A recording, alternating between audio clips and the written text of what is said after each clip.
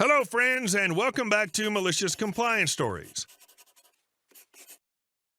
Let's dive right into today's story, a mix of post-surgery struggles, one-of-a-kind family heirlooms, and an entitled Karen who just couldn't mind her business. But before we begin, best way to support our channel is to leave comments, like, and subscribe with the turned-on bell so you don't miss the new video every single day. Here we go. Karen accuses me of faking a disability. This happened over a year ago, but I still think about it all the time. I recently retold it to my mom, and it still blows my mind. At the time, I was 18 and had just had surgery to remove my gallbladder, which had been causing me severe issues. Side note, the surgery came after 6 months of desperately trying to get into the ER while in extreme pain, only to wait over 15 hours each time without seeing a single doctor. Since I was fresh off the operating table, I couldn't walk on my own and needed to use a cane. In stores that had them, I'd use the mobility scooters. After all, that's what they're there for. One day, my husband, we'll call him H, and I were at Walmart, and I just couldn't keep walking with the cane anymore.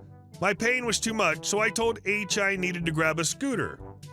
We made our way through the store without much trouble, but I noticed a woman, we'll call her Karen, following us. At one point, I stood up to look at some chips we were thinking of grabbing when Karen came around the corner and started berating me. Paraphrased because I can't remember her exact words, but the gist of it was something like this. Karen, you're disgusting for taking away a disabled cart. You're not disabled. Me. Ma'am, if you look in the basket, you'll see I have a cane with me. I am currently disabled and need the scooter. Karen. Oh, please, that's not a real cane. It's just a stick. The cane I was using had belonged to my grandmother. She made it from a tree that had fallen during a tornado, a tree she loved. She used it until the day she passed away and then passed it on to me. Me. This is, in fact, a cane. It's just not a store-bought one. Now, if you'll excuse me, I need to find my husband to give him the chips I want. I tried to get back on the scooter, but she blocked my way. Me. Ma'am, I need to sit back down. I'm in a lot of pain and can't stand for long. Karen, you're fine. You're young and healthy. You don't need a scooter. You're just too lazy to walk. Me. No, I just had surgery and can show you the scars if you want, but I need to sit down and get to my husband. Eventually, my husband found me and told Karen to move so I could sit. He explained that I had, in fact, just had surgery and was in excruciating pain. Karen moved, looking a little white in the face, and left us alone after that.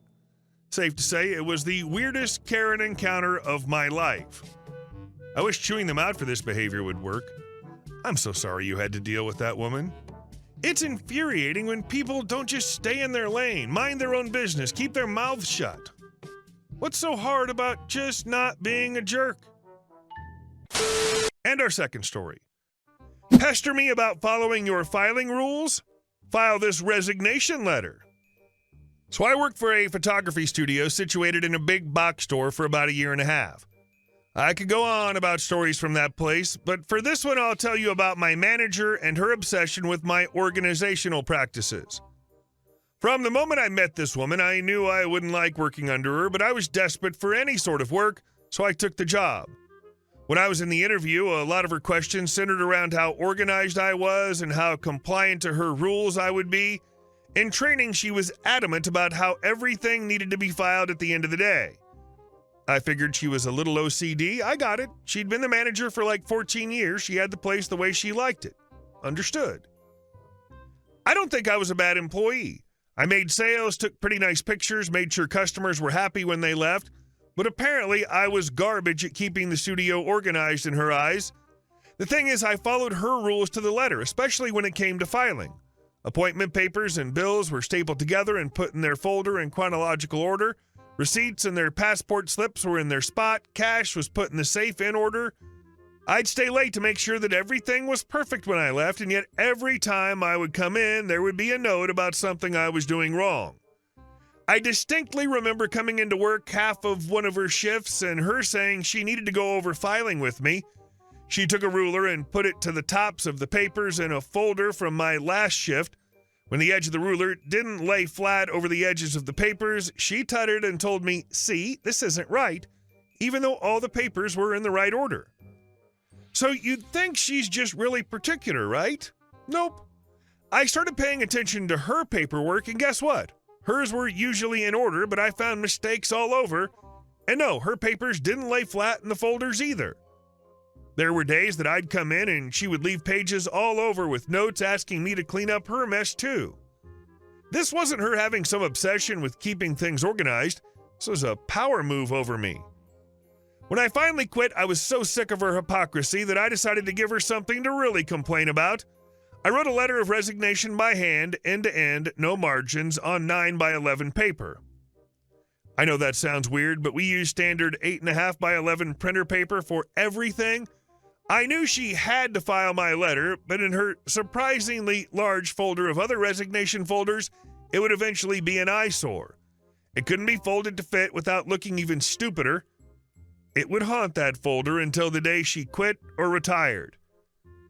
After a year and a half of being pestered about papers, I still feel satisfied when I think about it. This is by far the most wonderfully passive-aggressive thing I've ever heard. And our next story. And our last story. HOA loved the pond on my property until they realized it was my problem, not theirs. For the past several years, I've owned a property in a semi-rural area. It's part of an HOA with only 12 houses over 1,000 acres, so we don't get much in each other's way. There's a common area that abuts my property, and on it there is a pond that is fed via an irrigation headgate on a creek on my property and a cut that runs from it through my property. I've come to discover this pond is a real pain. One neighbor used to maintain it without making a fuss, but he died. So dealing with it fell to me as the neighbor most affected by it, and it's a pain. People trespass to go fishing or have their dogs swim in it. People from outside have come to ice skate on it. Totally not safe. It has silting problems. The headgate needs to be dug out every spring, sometimes multiple times. The cut clogs up and has to be cleared. Then a beaver took up residence and kept blocking the outflow culvert, causing a flood on neighboring farmers' land. He was rightfully pissed, and I got the brunt of it. I was clearing out beaver blockages several days a week. Nobody else in the HOA would help. I did some research and discovered that the water right for the headgate belonged to me alone and not the association. Oops. There was no easement for the irrigation cut, and cherry on the sundae, the pond is actually on my property and not common area. Had a survey done just to be sure.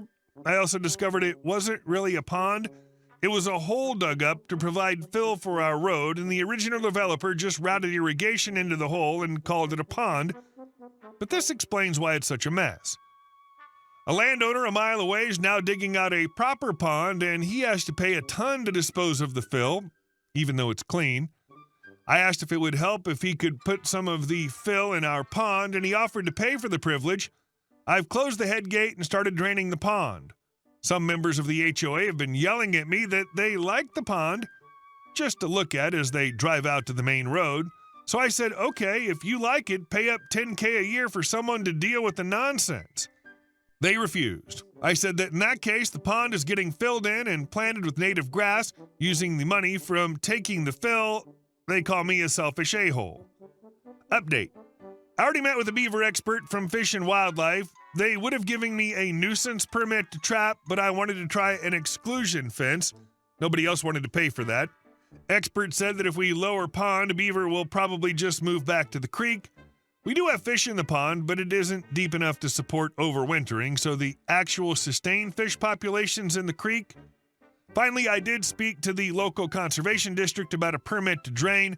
They said it shouldn't be an issue as they don't love these fake ponds and would prefer the water stay in the creek to support higher stream flow. You were burdened with a feature on your property that you no longer wish to maintain. Based on your details, that was entirely your decision, and an apt one given that no one else in the association was willing to contribute. It sounds like an unfortunate error on the part of the HOA and leadership to have not set up the feature and its maintenance appropriately. The only right answer here, in terms of the HOA's broader benefit, is for the association to decide to install one on a truly common area, along with allocating the funds to maintain it. Hey guys, thank you all for watching the video. I'll see you in the next one.